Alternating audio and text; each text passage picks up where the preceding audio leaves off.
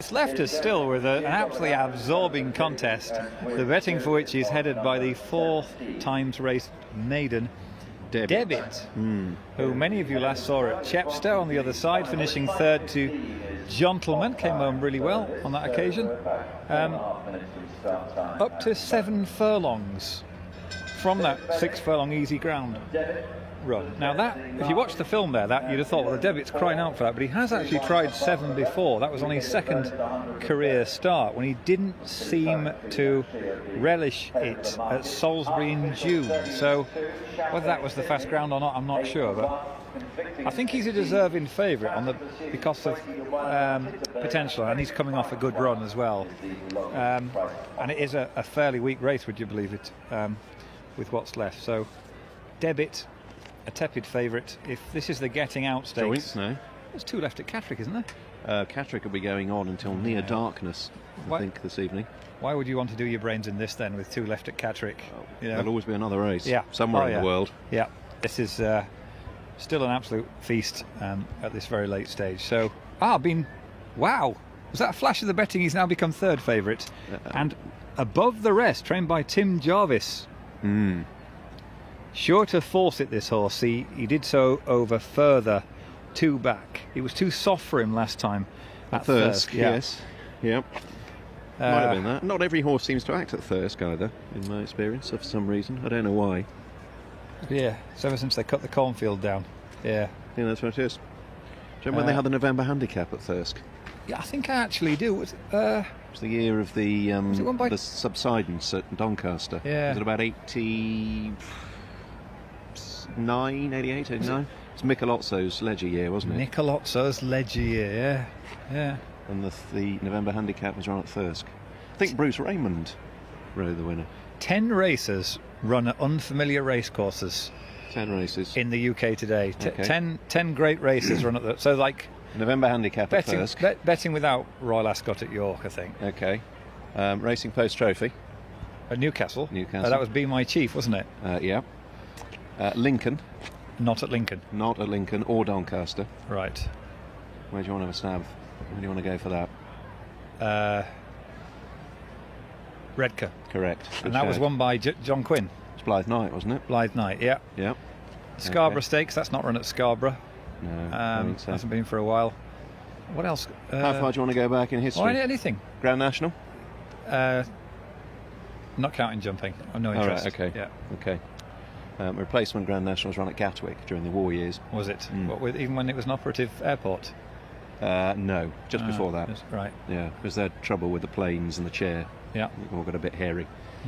Okay, how many have we done? Wasn't there a Victoria Cup run somewhere else due to... Victoria Cup? Wasn't there an Ascot Victoria Cup in the non-Ascot refurbishment year? No. The Ascot races did move around because did not... Would I be right in saying the Cornwallis Stakes was once run at Salisbury? I think you would be right in saying that, yeah. Yeah. Yeah. The Ark was once run at Catterick, wasn't it? Yes, it was. Oh, no, yeah. Sorry, that was in my dreams. Yeah. No. Yeah. Oh, no, I thought it was in June. Yeah. Yeah. Probably will be one day. Unless they put an all-weather track in there. Great. Well, in the end, there'll all be all-weather tracks in the end, of course. The way things are going. We'll run out of grass. Even the turf ones will be all-weather. Remember when they used to race on grass? What were we doing there? Well, yeah, when it rained, it got all soft. Yeah. And then in the summer... And they used to have races where there were 10 non-runners. Really unattractive green surface. Yeah. Did we get to half of the 10 races there? Well, our viewers can help out in their own... I'm sure they will. Yeah. Summarise this race then. Above the rest should make it sure it's run at a good pace. Edgar Giles's weekend at Burney's, who ran really well at Epsom last time, is another contender, though he's got to prove that he acts on a soft surface. Debit, who is stepping up in trip, has to prove he stays the 7 furlongs by contrast. And all these questions must be answered. The betting gives you a clue that it's tricky to answer all of them. I would give a tentative vote because I think racing on the pace has been a bit of an advantage today. I'd go tentatively for above the rest, but I'm not sure. Betfred Sprint Cup. Run at Pontefract. Nearly. Nearly? Right County. Next in is Classic Pursuit. One to load. Margate, Champagne Sydney. Gone. Doncaster. Was it? Haydock was abandoned, waterlogged. No. Right, the last one is about to go in for the last race at Newbury this afternoon. Still plenty more live action to come on the channel, however. Here's Ian Bartlett. That's it, lined up. They're off. A race away for this Heatherwold Stud handicap, conflicting, a little bit awkward at the stores, and is at the rear of the field early on, as above the rest. With the red cap is the first to show. Any number of his rivals want to go faster and are pulling really hard.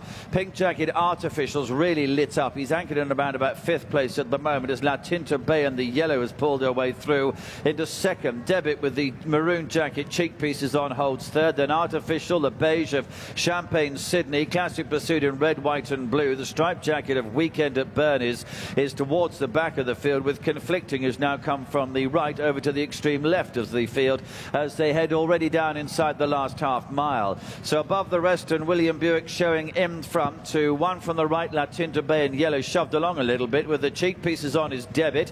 Then on the extreme left now, Conflicting coming through with Artificial in pink. The striped jacket of Weekend at Burnys ridden along, but not much response so far. And then comes Champagne Sydney, but it's still above the rest. Out in front now, William Buick kicks in for the line. Here he goes by 2 lengths. Champagne Sydney's out after him. La Tinta Bay is in third. The others look well beat off, and at the furlong pole above the rest by how far? Made all, and has been confidently ridden here by William Buick. The race is his, settling a long way out as well. Above the rest goes on to win. Champagne Sydney in second, La Tinta Bay in third position, and Artificial ran home in fourth.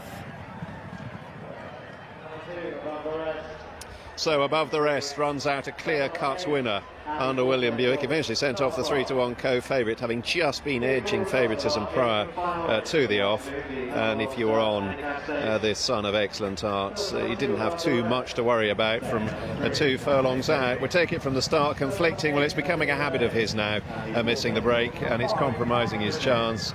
And his first run for a while, even with the first time tongue-struck and having been gelded since we've last seen him, didn't help, seemingly. And above the rest, quickly to the head of affairs, and that was pretty much it, really, James. Easy game by 3, by 4, by 5, as the great Graham Good used to say. And above the rest has cleared away and got into a good rhythm up front, just pounded along to the beat of 13.5, and just widened on this field, really. Coming back to 7, I think, helped him, and being allowed to stride on. It must have been very soft at Thirst last time out.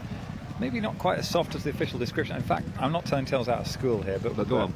Did speak to the clerk of the course about that. He probably said it's a little bit faster than soft overall, but not that much faster. It's not that far. And Rich is a very candid character when it comes to these sort of things. And I think, to be honest, the reason this is important is I think maybe the ground is a little bit quicker for this horse. I think good to soft is perfect for him above the rest, because he's got pace and he doesn't want to get into a quagmire. And yet he's picked up and just made it look like good ground, hasn't he? And some floundering rivals. Not the highest way to best race to go out on. Not really. Debit's been eased right off, Yeah, whether it was a ground or whether it was something else. But shocking effort from him. By contrast, Champagne Sydney, who represents the one of the best drinking establishments in Chelsea, the Sydney Arms Racing Club. They're enthusiastic. They launched only recently, I think. And their horse Champagne Sydney's run pretty well in second.